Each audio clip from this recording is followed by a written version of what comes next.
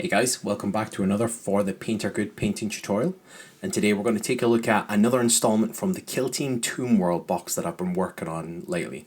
So we're going to have a look at painting a Deathwatch Veteran today from the Kill-Team Tombworld box.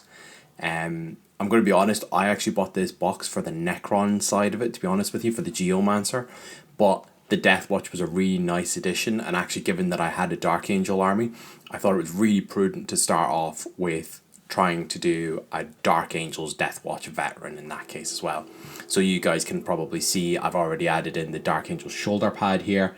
I think the mace looks nearly like a carbon copy of the ones that the Deathwing Knights carry as well. And of course he's got the big shield, and the Dark Angels are of course a knightly order here in that case. So I thought it was really prudent to kick off with one of these guys then as the first one. So I've started off by priming the model here in Chaos Black then from Citadel, and then I've actually just thrown a quick coat of Abbadon Black over it. And I've mentioned this once or twice in some previous videos, like my White Scars one for example, and even the Necron one I did previously. The idea behind it is just that the finish from your rattle can is a little bit different than your finish from the pot, so actually as a result we want that finish to be the same in case we have to do any tidy up work then in that case in the future. If we nick anything and we have to go back with some black, we don't want the two finishes to look different then. So just a really thin coat of Abbadon Black over this, and you can see straight away then that I have jumped on to Iron Hands Steel then in this case, and I'm going to coat every metallic then on the model in Iron Hands Steel in that case. And this includes, by the way, even the bits that you want to turn gold, right? So Iron Hand Steel I found in the past, it used to not be too different when I used to look at it, but I've kind of started to learn a little bit that Iron Hand Steel is actually a little shade brighter than Lead Belcher. It's a little shader, so it's not as bright as Stormhost Silver, but it is maybe a bit of a middle point between Stormhost Silver and Lead Belcher. So we're going to jump in with this one, right, because I find that this will give us a really good versatile starting point for a few things, including the gold. And if you've watched my Iron Warriors tutorial, you'll probably know what's coming up with the gold here, or my Castle and Crow for example. You'll know what I'm going to do with the silver here in that case. But take your time and jump in here. Obviously we've done a little bit of work on the black here in that case. If you do make a mistake, don't panic guys, it's not the end of the world here. Do take your time, try and be neat, but that's the whole point and why we've thrown a coat of Abbadon Black all over this guy as well and that kind of thing. It's just so that we can make it easy to go back and tidy it up later then, so it's not the end of the world one way or the other.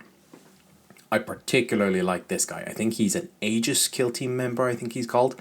Really cool. I really like that big Deathwatch shield. There's one of them in Space Marine 2 if anyone's been playing Space Marine 2, and you have to prestige level 4 the bulwark in order to unlock it. So unfortunately I'm not good enough to get there very quickly basically and that kind of stuff, so I still haven't unlocked it in the game. But I find it particularly cool on this model to see that brought to life as well. It's a really cool, unique one. I'm pretty sure the original guys had it as well, but to see the shield done in Primaris scale to almost like a Blade Guard style shield looks amazing. It just looks incredible and that kind of thing as well. The detail on it is fantastic as well. It takes shades really well too, so this is going to be awesome. And what we're going to spend a bit of this tutorial doing guys is we're going to try and do a little bit more highlights perhaps than we would normally do, because the black armor is generally quite plain and that kind of stuff. So we want to try and up our skill levels here. I'm not traditionally a proponent of lots and lots of edge highlights here, but we will try and throw a few in to try and up the level of the actual up the level of the piece when we're working on it here and that kind of thing. So as you can see, the shield obviously adds a significant amount of silver that we need to do, otherwise we'd be finished the silver now at this point, aside from obviously the big mace that he's got as well. Does anyone else think that that looks exactly like the mace from the Deathwing Knights kit, or is that just me? Comment down below if you think it is. I think if it's not the same, it's very similar. Do you know that way? Of course it's Space Marine, so a lot of the stuff is going to be very similar and that kind of thing, which I totally understand, but I just think it's almost like a carbon copy of it as well. I've also actually, for the head of this guy, this actually didn't come from the Kill Team kit. I've actually taken this from a Dark Angel upgrade sprue. So this is actually the head. It's like a Blade Guard style head, but with a hood up over it and that kind of thing. So we're going to turn them more into Deathwatch. I just thought it was really appropriate as well when I was already putting a Dark Angel shoulder pad on him as well. It just seemed really cool to just grab a cool head from the Dark Angels kit as well. It doesn't have any distinctive iconography on it that looks Dark Angels, but it just really suits the mood of this miniature and that kind of thing as well. So just to recap what we've hit here, guys, we've hit the kind of Auspex pack on the back, the vents of his backpack, the handle of the little pistol sticking out of the back, obviously the whole shield, the whole left arm and shoulder pad, and of course the mace as well then in that case, all excluding the grip on the mace then in that case. So here you go, that's him now with a silver done on it. You can see that looks really good. What we're going to actually do now, guys, is we're going to jump up to work on that chapter shoulder pad in that case as well. So we're going to try and do this in a few different stages here in that case. So you can see we're going to jump straight in with our Caliban Green here in that case, and we're going to layer this up all over the shoulder pad here to give us that immediate Dark Angels style shoulder pad in that case as well. So as always, take your time, try and be careful of the black and that kind of stuff. And just remember, I've been adopting this new policy, guys, but if you can't see it, no one else can. So if you're finding a particular area really hard to reach and you're struggling to see it a little bit to actually paint it, that means no one will see it when you put it down on the tabletop, guys. So as long as you've got your primer on there and that kind of stuff, don't stress yourselves out to try and paint it. So we're going to jump up to Khorne Red next while the first layer of that Caliban Green is drying as well. We will go back. I actually put about 2 layers of each of these on, guys, because we got a really good coat of the black going on there. But we're going to jump up to Khorne Red now, and we're going to actually put that all over the hood then in that case for the Deathwatch Veteran and that kind of thing as well. So it's really good in that sense. I have to say Space Marine 2 is a good inspiration for the colour of the hood actually and that kind of thing, because obviously Titus starts at the start of the game with the old mark of helmet and the hood up as well, so it was a really good inspiration for this kind of colour choice here and that kind of thing. As well as that, we've obviously got the purity seals to hit as well, so I'm going to hit that with a quick coat of Khorne Red as well. It's just going to make life a little bit easier for us and that kind of stuff then when we're going back to it. And then don't forget, of course, the grip of the mace as I'm doing here in that case as well, guys, because we've got to give that ornamentation as well. These are veterans of their chapters. They deserve all the ornate details that they can get. What we're going to do now is we're going to go to Rhinox Hide now. Now, I don't traditionally paint all my Space Marine kind of pouches and stuff like that in brown leather. It's not traditionally something I would ever really do, but there's so much black on this guy that actually the brown really is a good, it kind of breaks it up as a blob of color as well, you know, that way it makes it look a little bit better. And as we said, we want to try and get this one a little bit close to the box art here in that kind of case. I'm trying to make this kill team have a bit more extra effort into it and that kind of thing, so we're going to try and make this look like the box art. So let's try and up our skill here and see if we can do a good coat of like browns on this to give it a good kind of leathery texture here. So we're going to go Rhinox Hide here, just give this a coat all over everything that you think should be brown leather. So he's got pouches, he's got the holster of his actual pistol in the back then, and of course I did the scabbard for the sword as well. Now you could do this as red as a flavor choice as well if you wanted it to stand out even more, but it'll still look really good one way or the other then in that case. So now we're jumping up to Ushabti Bone here. There's not too much Ushabti Bone on this, to be honest with you. You will definitely need 2 coats of this, by the way, as well. But just take your time, and we're going to put this actually just all over the purity seal, the actual papers of the purity seal and that kind of thing as well. Before anyone comments it, no, I'm not going to try and freehand the purity seals just yet, guys. I'm not steady enough with hand for that just yet. So with the purity seal done and layered up, you can see obviously our green shoulder pad is looking really good. We're going to jump up to Corax White here. I must confess, guys, I've had good experience and bad experience in the past with Corax White, but the past few coats I've had of it have actually been really good. The past few pots of it, sorry, that I've had have actually been really good. I've not found I've too many difficulties once you know how to manipulate the paint and that kind of thing, and once it doesn't get that horrible glurgy kind of texture at the bottom of it and that kind of stuff. So gently take your time here and just apply it over the Dark Angels motif, that magnificent angelic wings and blade down the middle. Take your time and apply it nicely there and that kind of thing, guys. It'll really pay off in the long run and that kind of thing, but it looks really good when it's finished and that kind of thing.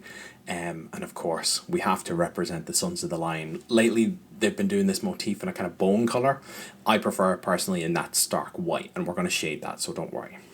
So guys, I mentioned to you before about my trick for the silver to turn to gold. So this is my trick to turn silver to gold here, which is to throw a coat of Snakebite Leather on it. Now, when I was doing this for my Iron Warriors one, for example, I would generally like overload my brush to try and get it kind of quite a, almost like a brassy color. But actually, if you lessen it, so don't overload your brush when you're applying this, guys. And what to do is apply like a little bit, treat it almost like a base paint when you're loading your brush. And you'll see there that it's turning the Iron Hand steel to gold there, and it actually looks like almost like Liberator gold, for example, and that kind of thing. So it looks really well, and that's my good trick for it there in that case. What I've done just here, guys, is I've just applied a quick coat of Flesh Tearers Red all over the shoulder, or all over the shield, sorry, in that case as well. And that's just given us our quick coat there on the shield as well. What I've actually done as well, guys, is I actually went back with a little bit of Khorne Red and just relayered that as well. I wasn't overly happy with the actual result of the Flesh Tearers Red. I thought it would be much smoother than it was there, but I'm not really sure what happened, to be honest, guys. I think I had an off day, to be honest with you, when I was applying that contrast, and I made a mess of it. So I relayered it with a base paint afterwards. So it happens to us all. It doesn't always go on smoothly, so don't be afraid to paint over it if you don't think it's going well. So now we're going to get into probably one of the longer parts of this, which is obviously the shading of everything then, basically, in that case. So we're going to jump up to Nulin Oil first. What we're going to do is we're going to put this over all the silver, all the brown, and all of the reds all over the armor then in that case as well. Be careful of our Dark Angels motif and shoulder pad. We'll do them slightly differently. And be careful of the black as well. Black is already black, so you can't bring out those shadows anymore basically by throwing Nulin Oil in it, so don't waste your time with that. You can see I'm just taking my time, just a quick coat of Nulin Oil. It doesn't have to be anything super spectacular and that kind of stuff. You can see I'm actually using like a small layer brush to do it as well, just to be quick and get in all those kind of smaller recesses and that kind of stuff. What I will say, guys, is the shield takes this spectacularly. The shield takes this so well because of the way those letters are molded into the front of the shield. It takes that Nulin Oil in behind the actual letters and that kind of thing, and it just looks so good. It looks really good. So guys, what we're going to jump up to next is, and I apologize, I didn't actually put this in the video here. I think I lost the footage for this here. But basically, I shaded the Dark Angel's shoulder pad using Contrast Medium and Basilicanum Grey then in that case as well. But what we're going to do here is, you can see I used a very targeted recessed shade there and that kind of thing. But we're going to jump up to our Warpstone Glow and our Moot Green, and we're going to do a traditional Games Workshop kind of style highlight there on the shoulder pads. You could see me applying it there. But what we're going to do next is we're going to start doing the black armor. And this does take a little while, but I actually found this quite therapeutic, to be honest with you.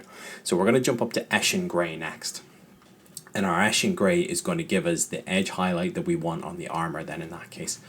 We're not going to do a double stage edge highlight on the armor. I think it's just too much work for too little reward, guys. I don't know if you agree in that kind of thing. I'm just not a fan of the double edge highlight. I can do one and that's fine, but I think the second one can sometimes get lost, I think. But I will admit, guys, as well, I'm not a pro at edge highlighting here and that kind of stuff. I don't generally spend huge amounts of time on edge highlighting here, but what I will say is the Eshin Grey is beautifully applied on this here and that kind of stuff, or it applies really nicely. So just take your time and thin your paints and give it the time that it deserves. This is a Deathwatch veteran. He's a veteran of hundreds of campaigns. He participates in covert missions now. He is one of the best that his chapter has to offer. So make sure you give him the time and give him that armor that looks the part basically as well.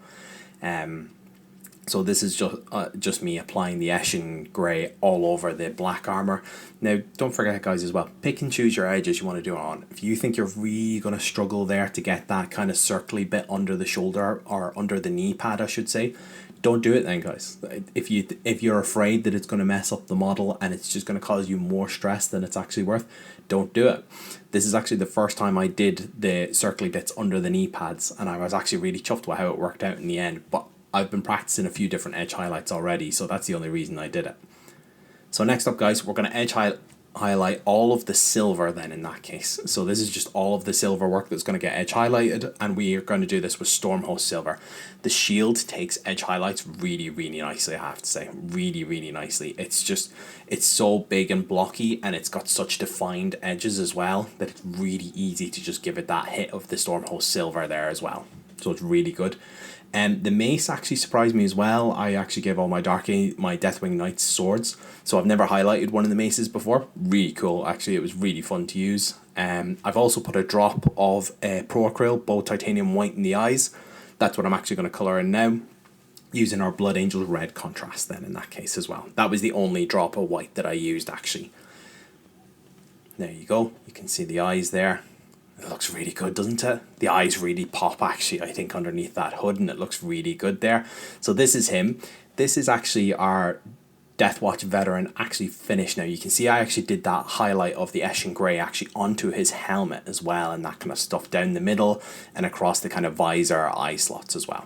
So now we're going to do some basing, and I thought he would look really cool with a bright orange base here in that case as well. So we're going to do our Fireland texture. I've shaded it with Seraphim Sepia, and I'm going to apply a double dry brush then of Rise of Rust and Tyrant Skull from Games Workshop here in that case, guys. Here you go. So this is me jumping in with those dry brushes here. I hope this video has kind of helped, guys, because black armor is like white armor in the sense that it's really quite intimidating, and I've kind of shown a previous way of doing it where you can use like metallics and dry brushes, but I wanted to try and break down a more kind of traditional style Citadel one for those that wanted to do that as well. Edge highlights can be painful, but they do look really good in the end. I found it quite therapeutic to do mine as well, so don't forget, guys, you can just highlight the edges that you want as well and that kind of thing. So just take your time and work away, but it can be as fun a process as you make it effectively in that case as well. I must confess, I'm not a huge kind of Deathwatch faction fan in that kind of stuff as well. I really like them as a concept, but in 40k actually I wouldn't generally kind of pay much attention to them and that kind of thing. But they are really cool. If anyone's got any good reading material they can recommend me, then please do let me know as well. Post them down in the comments below, because I'd be interested to read a few books. Of course, Mandatory Grass Tuft needs to go on there as well from Gamers Grass, and hopefully you'll see a few still images coming up now in a little sec just with our finished result. But guys, I also applied a quick coat of Mournfang Brown over the leather. I just wanted to thank you very much for your time as always, and thank you very much to all the continued support that we've been getting. I wish you a lovely rest of your day. Please like and subscribe and drop a comment down below if you have any questions, and have a good rest of your day. Goodbye.